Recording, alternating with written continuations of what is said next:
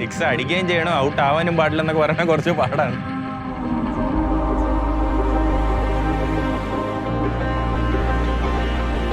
I think that's the best captain you can ever have.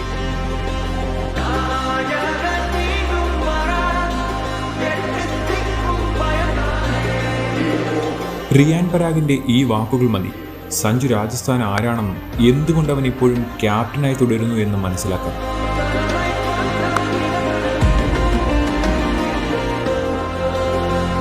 IPL ഏറ്റവും മികച്ച രീതിയിൽ മുന്നേറുകയാണ് സഞ്ജു സാംസണും രാജസ്ഥാൻ റോയൽസും. ഒരു നായകനും അപ്പുറമാണ് രാജസ്ഥാന് വേണ്ടി സഞ്ജു നൽകിയ സംഭാവനകൾ. IPL രാജസ്ഥാന് വേണ്ടി 3500 റൺ സ്വന്തമാക്കുന്ന ആദ്യ താരമാണ് സഞ്ജു. എന്നാലും ആഭ്യന്തര ക്രിക്കറ്റിൽ സ്ഥിരതയില്ലെന്ന പഴി മാത്രം ബാക്കി.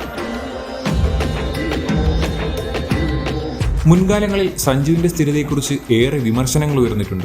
എന്നാൽ ഈ സീസണിൽ അതാർക്കും പറയാനാകില്ല. ബാറ്റിംഗിന് പുറമെ വിക്കറ്റിന് പിന്നിലും സഞ്ജു മികവ് പുലർത്തുന്നുണ്ട്. എന്നാൽ T20 ലോകകപ്പിൽ സഞ്ജുവിന്റെ സ്ഥാനം ഇപ്പോഴും വ്യക്തമല്ല.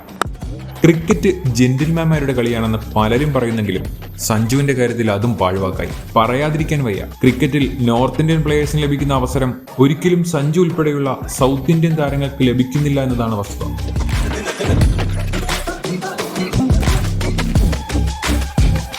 ഇത്രയൊക്കെ മാറ്റി നിർത്തിയിട്ടും സഹതാരങ്ങളെ പഴിക്കാനോ പരാതി പറയാനോ സഞ്ജു നിന്നിട്ടില്ല. കാരണം അവനറിയാം ക്രിക്കറ്റ് ജെന്റിൽമാൻമാരുടെ കളിയാണെന്ന്. സ്വന്തം നേട്ടങ്ങളെ മാത്രം നോക്കാതെ ടീമിനെയും ഗ്രൗണ്ടിൽ ഒരു മടിയുമില്ലാതെ സ്ട്രൈക്ക് മാറിക്കൊടുത്ത് സഹതാരങ്ങൾക്ക് വേണ്ടി നിൽക്കുന്ന സഞ്ജുവിന്റെ പെരുമാറ്റവും ആരാധകർക്ക് ഏറെ ഇഷ്ടമാണ്.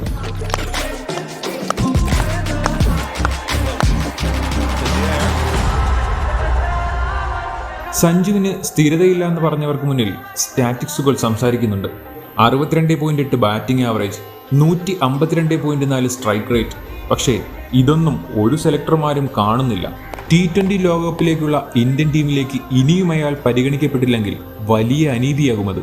ഇനി 2020 ലോകകപ്പിലോ മറ്റു ഫോർമാറ്റുകളിലോ സഞ്ജുവിന് സ്ഥാനം ഇല്ലാതിരുന്നാലും IPL പ്രകടനം മാത്രം മതി സഞ്ജു എന്ന പ്ലെയറിന്റെ പൊട്ടൻഷ്യൽ മനസ്സിലാക്കാൻ. അതുകൊണ്ട് തന്നെ ഇക്കാലത്തും രാജസ്ഥാൻ റോയൽസിൽ നിശബ്ദമായി സഞ്ജു തന്റെ പേര് രേഖപ്പെടുത്തിക്കൊണ്ടേയിരിക്കും.